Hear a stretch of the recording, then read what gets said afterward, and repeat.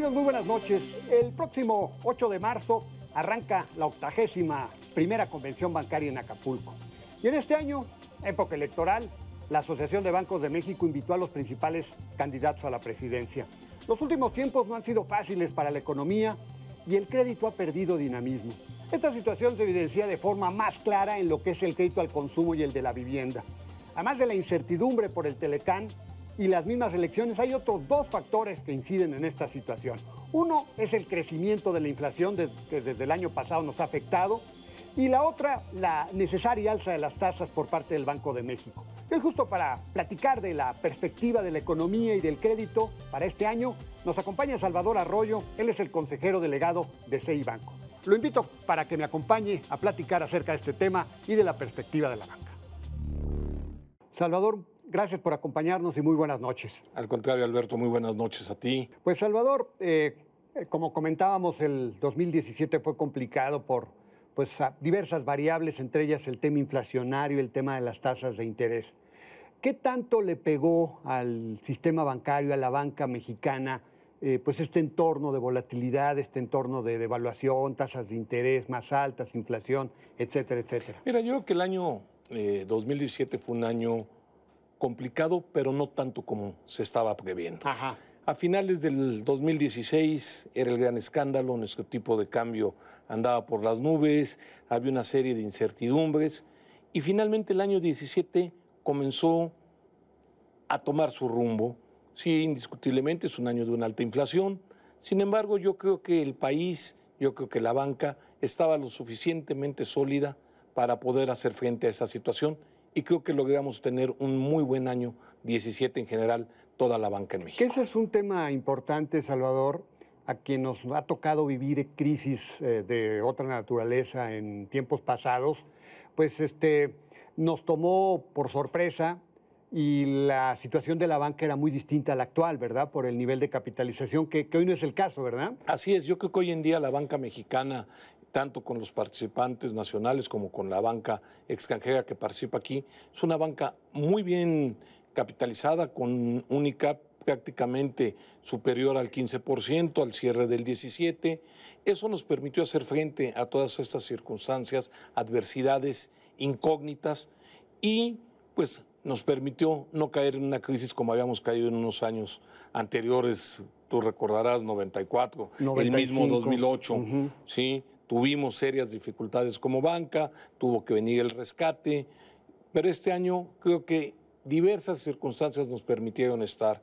Circunstancias que van desde la autonomía del Banco Central, el cuidado que ha tenido el Banco Central en todas estas cosas, pero también tiene que ver con las reformas estructurales, Alberto. Yo creo que las reformas estructurales es un gran logro de este sexenio. Creo que nos han dado bases para esto. Hay muchos órganos autónomos y eso permite tener confianza en México. ¿Qué tanto se vio afectado el crédito en el año pasado, en 2017? Yo creo que el crédito, yo creo que la banca continuó su crecimiento prestando dinero, no nada más al sector público como fue en antaño, sino a las empresas, al sector privado, en todos los niveles, en el nivel corporativo y en el nivel de pequeña y mediana empresa. Creo que la banca estuvo activa, creo que dio ese crédito que se pudo necesitar para el crecimiento. Y creo que muchos de los bancos no necesariamente repercutieron la subida de tasas en los créditos que se estuvieron otorgando. Hoy en día tenemos un sinnúmero de herramientas para permitir cubrir esto y no tenerse lo que repercute a la clientela. ¿Ni siquiera en el empresarial? En la parte empresarial sí, ¿no? Alberto, porque mucho va a tasa variable. Sí, y cuando tienes la tasa variable, pues el ajuste es en automático. Pero en toda la parte de consumo, la tasa fija, tarjeta de crédito, por ejemplo. Tarjeta de crédito, automotriz, hipotecario, mucho está tasa fija, muchos ya tienen las coberturas y yo creo que ha sido una gran protección al acreditado el poderle dar esto y no tenemos ya aquellos, tú recuerdas también las tasas, la subida de aquel 95 que tú hablabas, en donde al cierre del 94 teníamos tasas de casi o de un dígito, muy cercano al un dígito, y para marzo teníamos tasas ya del 80%. Sí, claro. Eso hoy no lo vivimos. Sí se ajustó un poquito, ¿no? La tasa, pero nada que pudiera ser. De hecho, entiendo que tú corrígeme, pero entiendo que la morosidad, la cartera vencida no se ha elevado gran cosa, ¿verdad? La cartera vencida no se ha elevado, continuamos por debajo, muy cercano al 2%, que es una tasa muy buena a nivel mundial. Claro, se elevó un poco, ¿sí? Pero también tenemos que estar los banqueros preparados para entender la problemática de nuestros clientes y buscar las soluciones conjuntamente con ellos. ¿Y cuánto creció, digamos, el crédito el año pasado, en 2017? El año pasado creció un poco más del 10%. 10%. En Nominal, el total, ¿verdad? Nominal. Así es, en el total. Habría que ver ya en cada sector y demás, porque también, Alberto, tenemos una circunstancia. Muchas veces hablamos de cifras globales. Cuando tenemos muy bajo crecimiento a nivel país, a lo mejor global, pero tenemos zonas del país, la zona del Bajío, Querétaro, León, Aguascalientes, que crecen de una manera fenomenal, sí, la parte razón. norte. Entonces, hay que ir un poquito matizando nuestros comentarios y nuestras Tiene temas, razón. estar viendo esta Me parte. parece ese punto muy importante, Salvador, porque siempre hablamos del Producto Interno Bruto nacional, pero hay zonas que tú bien lo dices, por ejemplo, el Bajío, el norte, que crecieron muy por encima del 2.3%. Muy por encima, arriba del 6, ¿no? del 7. Exacto. El próximo mes viene ya la convención bancaria y se viene en una coyuntura muy importante que es el proceso electoral. Entiendo incluso que se van a invitar allá muchos candidatos para que platiquen con los banqueros, etcétera, etcétera, lo cual va a ser un ejercicio muy interesante, ¿verdad? Así es, indiscutiblemente están confirmados, por lo que entendemos, lo que nos han comentado, están confirmados los candidatos independientes y también los 3 candidatos. Creo que vamos a tener un foro interesante, creo que va a ser, pues, no un debate entre ellos, porque no se prestará para tal, pero sí será un escenario, ¿sí? Un foro en donde podamos entender cuáles son las propuestas de cada uno de ellos. Desafortunadamente, vamos a estar un poco limitados porque van a estar todavía no en campaña. Sí. Entonces van a estar, razón, por ley electoral, un poco limitados en sus comentarios. Ahora, precisamente en este 2018 que pues ya comenzamos con época electoral, con el tema del Tratado de Libre Comercio, la incertidumbre de las negociaciones, ¿qué verías para el sistema financiero en este 2018? ¿Cómo lo sientes en relación a lo que estamos platicando del 2017, Salvador? Déjame comentarte aquí, y antes de hablarte en particular del sector financiero, el sector bancario, yo creo que tenemos un gran México. Yo creo que vivimos en un México de oportunidades. Yo creo que este país, con independencia de cuál pueda ser el resultado de una elección, el país es grande, ¿sí? Yo creo que las reformas estructurales nos dan pauta para el crecimiento. Yo creo que hay un sinnúmero de cosas y cualquiera que sea el candidato ganador, yo creo que debemos de apostar por México. Ahora, empezó la Junta de Gobierno, la primera reunión de la Junta de Gobierno del Banco de México con un alza de las tasas. ¿Se mantendrán las tasas en la misma tesitura del año pasado? ¿La banca va a hacer ese esfuerzo que hizo para tratar de seguir ajustando a pesar de que hubo otro aumento de 1/4 de punto? Yo me imagino que sí, yo creo que esa debe ser la tendencia. Sin embargo, tampoco podemos estar subsidiando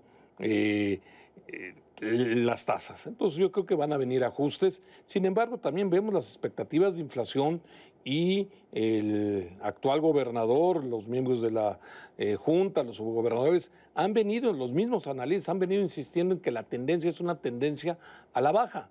Entonces, apostemos esa tendencia y en la medida que pueda venir la tendencia a la baja, pues las tasas tendrán que ajustarse. Tenemos un país del norte en un pleno crecimiento, con unas expectativas altas, nos van a salpicar, nos va a ir bien. ¿Y podremos crecer en ese nivel del 10 o no necesariamente? Yo no creo que lleguemos a tanto, ¿verdad? no es la misma economía, tenemos que esperar a que terminen las negociaciones del Tratado de Libre Comercio, pero sin embargo, yo creo que sí, somos un gran socio comercial de los Estados Unidos de Norteamérica, y si ellos les va a ir bien, creo que a nosotros también nos va a ir bien. Y ahora en el contexto de la convención bancaria, Salvador, seguramente se hablará de los desafíos de la banca. ¿Cuál crees que sea el principal desafío del sistema bancario a la fecha?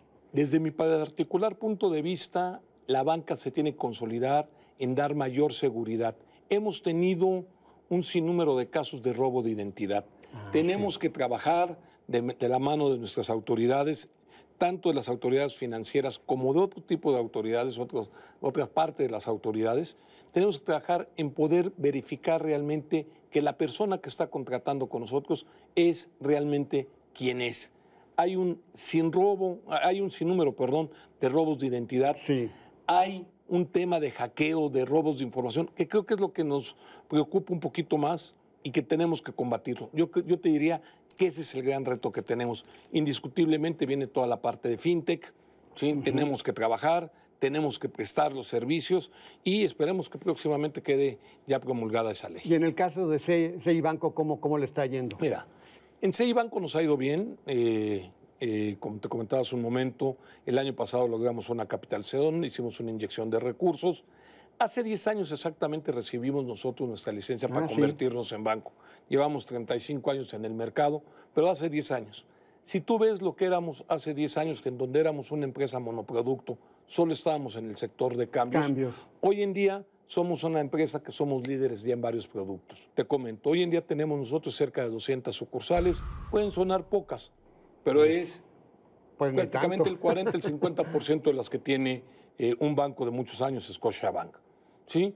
Hoy en día debemos de estar colocando más de 1,000 créditos automotrices por mes. Ya somos el cuarto o quinto jugador en el mercado. En fiduciario, los activos administrados somos el segundo, pero el crecimiento el año pasado fuimos el número 1. Creo que somos la mejor opción hoy en día en la materia fiduciaria. Captación, tenemos una captación sobrante, somos captadores en exceso versus nuestra colocación del crédito. O sea que, digamos, ahí va, ¿no? Está caminando el banco y celebrando estos 10 años. ¿Qué sigue? Vamos a seguir creciendo, vamos a seguir apostando por México. Bueno, muy bien, pues muy interesante, Salvador. Pues te agradezco mucho el que nos hayas permitido platicar esta noche con el auditorio. Tú eres un importante representante del sistema bancario de nuestro país y queremos que el sistema bancario de nuestro país crezca, que tenga mayor penetración, porque si así sucede, pues creo que la economía va a crecer más a prisa, ¿verdad? Así será. Será en beneficio de todos y apostemos por México, Alberto. Bueno, muchas gracias. Al contrario, Salvador, muchas gracias a ti. Pues él es Salvador Arroyo, él es el consejero delegado de CI Banco. Gracias, buenas noches. Muy buenas noches.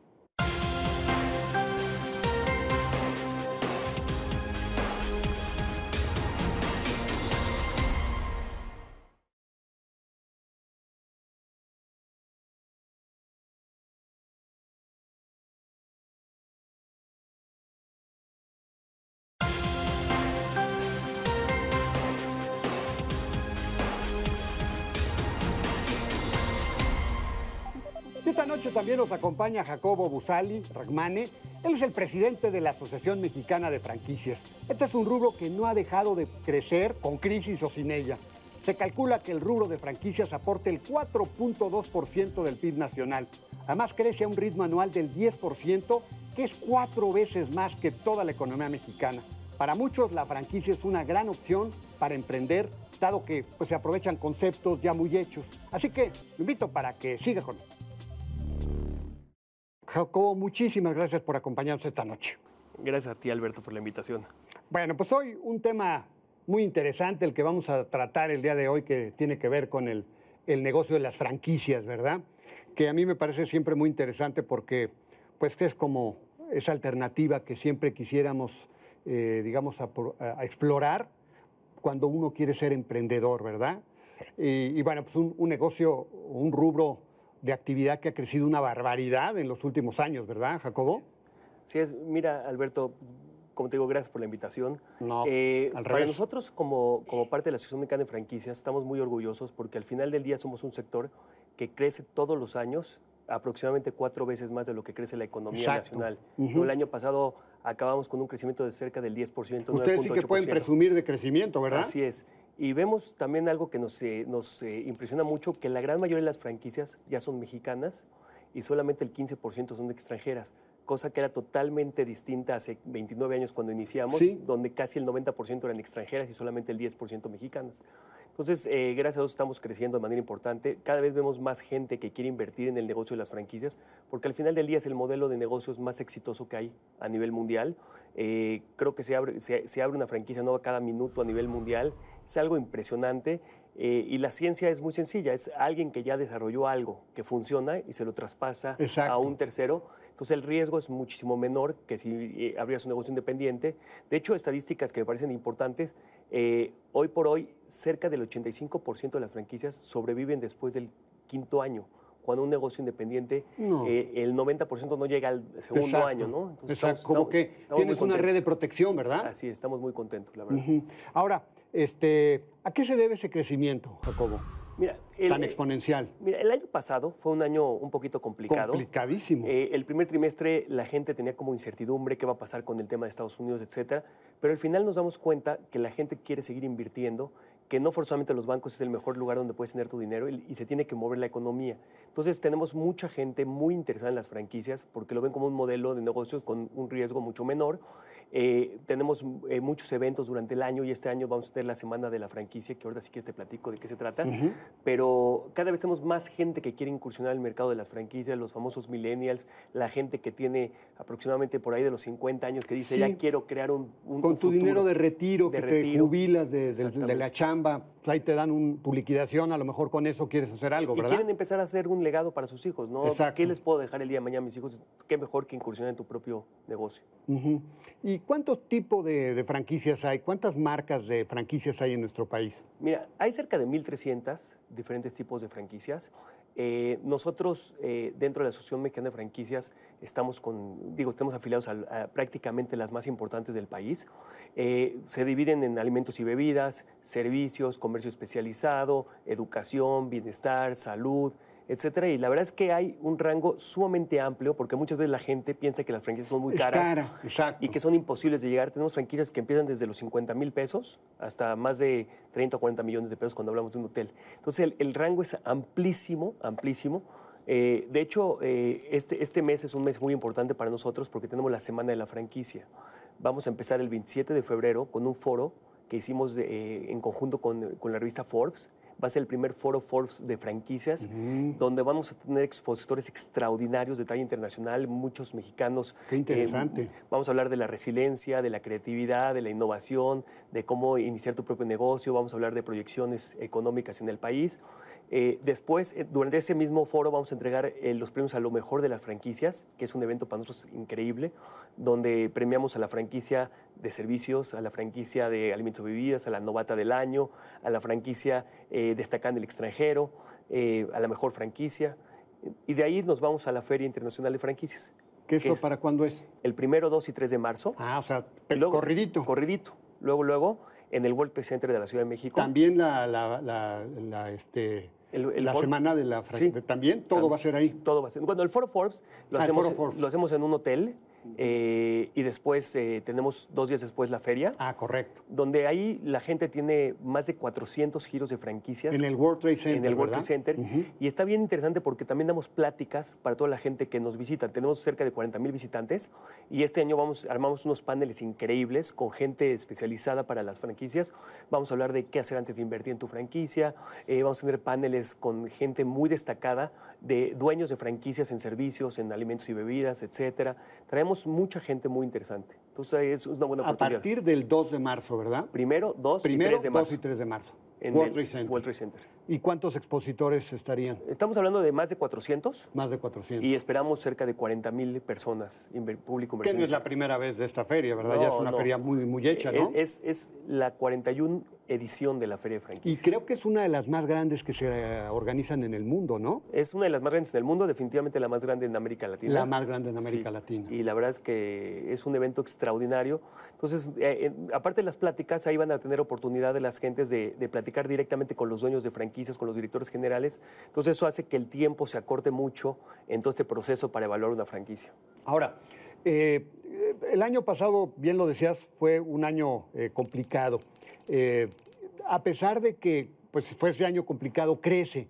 ¿Cómo explicar esto? ¿Cómo es que crece un negocio como el de las franquicias que depende del mercado, que también se ve influido por la inflación, el poder de compra y sin embargo crece? ¿Cómo explicarnos esto? Mira, el principal enemigo de la inversión en franquicias es la incertidumbre. Exacto. Una vez que la incertidumbre pasó, que fue, yo diría que el primer trimestre del año, que fue un primer trimestre bastante malo, Luego la economía se empezó a reactivar en el sentido de las franquicias. La gente, insisto, ve que tiene su patrimonio en el banco y dice, tengo que ponerlo a trabajar, y qué mejor que empezar a desarrollar mucho más el consumo interno, ¿no? Aquí en México somos muy grandes, muy poderosos y estamos siempre viendo a otras latitudes, cuando aquí en México tenemos todo para hacerlo. Entonces yo te diría que el segundo, tercero y cuarto trimestre del año fueron extraordinarios. Segundo, tercero y cuarto trimestre. Sí. ¿Y tienen cifras de cuánto se invirtió? Mira, crecimos de cerca de 80,000 puntos de venta a cerca de 90,000 puntos de venta en México. Nosotros calculamos que aproximadamente cerca de 1,000 millones de pesos de inversión directa. Hoy somos un sector que generamos 900,000 empleos directos, que creo que es un número bastante importante. Y estamos hablando de cerca del 4.2% del PIB, que ya refleja las franquicias. Que es una barbaridad. Ahora, ¿qué viene para este año en función de esta variable que tú mencionas, la incertidumbre con el Tratado de Libre Comercio, y luego se suma el tema electoral con muchas dudas que tenemos? ¿Qué estás viendo? Mira, de manera histórica, los años electorales son años un poquito complicados para el sector por el tema de la incertidumbre. Sin embargo, decidimos hacer este foro Forbes con la revista porque queremos darle mucho más educación, mucho más transparencia a nuestro público inversionista. Entonces nosotros consideramos que el foro, la feria, hacemos desayunos mensuales, estamos dando mucha información al público inversionista y creemos que eso va a ayudarnos a darle la vuelta a todo esto. De hecho, esperamos definitivamente este año crecer en doble dígito también. Ah, otra vez. Otra vez. Estamos haciendo muchos esfuerzos de capacitación, de entrenamiento, de profesionalizar el sector. O sea, somos un sector sumamente dinámico, un sector que tiene, yo le llamo, es sexy, porque todo el mundo quiere entrar en las franquicias, pues sí. Pero entre más información le demos a nuestro público inversionista, muchos mejores resultados vamos a tener. Entonces, sí vemos un año complicado, pero definitivamente también vemos un año lleno de oportunidades, definitivamente, y estamos muy positivos. Al principio de la charla platicabas que pues ya no son el grueso las franquicias extranjeras, sino que el grueso ya son las franquicias mexicanas. Se invirtió de cuando arrancó hace ya algunos años. Pero además las franquicias mexicanas ya no solamente están en México, sino entiendo, también hay muchas franquicias que se han expandido fuera de las fronteras de nuestro país, ¿verdad? Mira, cerca del 6% de las franquicias mexicanas ya están en el extranjero. Tenemos casos sumamente exitosos de franquicias que no solamente están en Centro y Sudamérica, sino en Europa, en Asia. Por ejemplo, Kitsania es un referente. Tenemos Todo para sus pies, el Fogoncito. O sea, tenemos muchas franquicias que siguen exportando sus productos y servicios al extranjero. Sin embargo, también una vez me preguntaron por qué va tan lento esto. Yo no creo que vaya lento, sino que creo que el consumo interno todavía es muy amplio y todavía tenemos que desarrollarnos más en México, ¿no?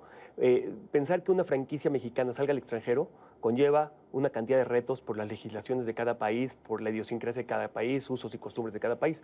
Entonces, vamos muy bien, pero estamos muy orgullosos de franquicias mexicanas muy exitosas. ¿Y seguirá ese crecimiento? ¿Seguirá?